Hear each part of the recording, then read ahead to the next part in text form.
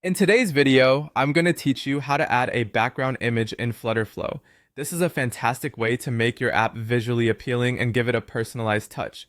We'll break down the process step by step so you'll have a clear understanding of how to get this done. Before we dive in, make sure you have your Flutterflow project ready.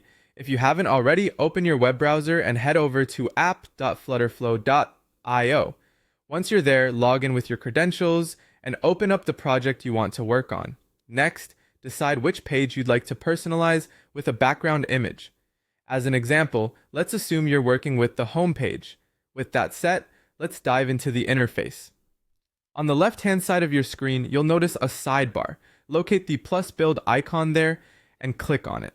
This action takes you to the UI builder, a crucial section in Flutterflow where you can access a variety of widgets. Widgets are essentially the building blocks of your project, and they include elements like text, buttons, and images. Today, we'll be focusing on leveraging the image widget to meet our goal. After opening the UI builder, scroll down a bit until you find the commonly used elements section. Within this section, you will see the image widget marked with an icon and highlighted with a red box. This is the tool you need to add a background image to your page. Next, let's put this into action. Click on the image widget and drag it onto your chosen page.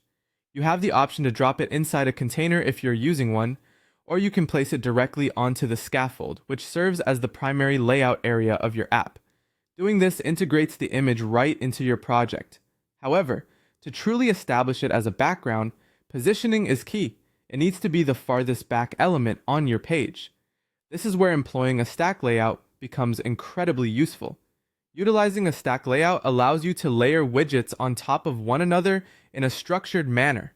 In this specific case, you'll want to position the image widget as the bottommost layer, enabling the background image to sit nicely behind any other content. To do this, simply add the stack layout by dragging it onto your page and then positioning your image widget beneath all other elements within this stack. Now, with your image widget properly positioned, your background image setup is complete. It's crucial to remember these practical steps on layering and positioning to ensure your design appears polished and intentional. By following this process, you're well on your way to creating a stunning custom backdrop for your app's page. Thank you for following along with this guide. Don't forget